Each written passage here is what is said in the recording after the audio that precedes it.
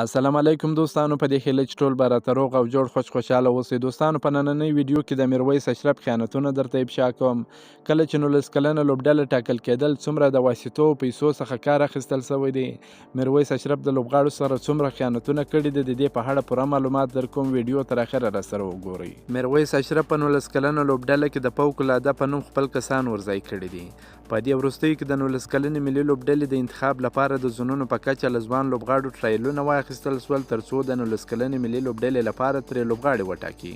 خو په حاصل کې دا د خلکو سترګو ته خاورې اچول وه. کرکټ بورډ په ځانګړې توګه میرویس اشرف، نصیب خان، جار عبدالرحیمزی او یو شمېر نور د بورډ مشرانو له دې وړاندې هوکړې ته رسېدلي وه چې دوی به په لوبډله کې خپل کسان ځایوي، چې اوس یې پیله همدغه ډول راووته. سرچینه وایي چې په 19 کلنه لوبډله کې داسې ډېر لوبغاړي ځای سوي دي چې حتی ټرایل ته هم حاضر سوي نه وه. خو دا چې کرکټ بورډ یې واسطه وه، نو دغه لوبغاړي د فوق العاده په نوم په لوبډله کې ځای سوي دي.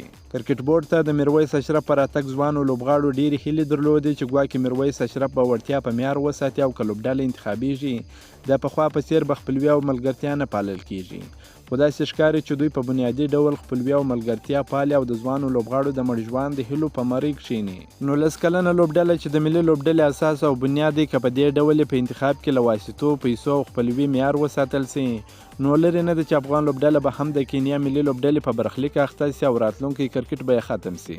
په دې لړ کې زیات شمېر لوبغاړو شکایتونه وکړل چې له موږ سره زیاتی سوی دی. داسې لوبغاړي 19 کلنې لوبډلې ته انتخاب سوي دي چې وړتیا یې څه کوي، حتی دوی په ټرایلونو کې هم نه وه، او کرکټ بورډ د وړتیا پر ځای په فوق العاده ډول انتخاب کړي دي. که مو دا ویډیو خوښه سوې، در سره لایک کړئ او در سره شیر یې کړئ چې د افغانستان کرکټ بورډ ته ورسیږي. که په دې چینل کې نوي یاست، پوپل سپورټ در سره سبسکرایب کړئ. د نور تازه معلوماتو لپاره هم زموږ سره اوسئ. تر بلې ویډیو پورې د الله په امان.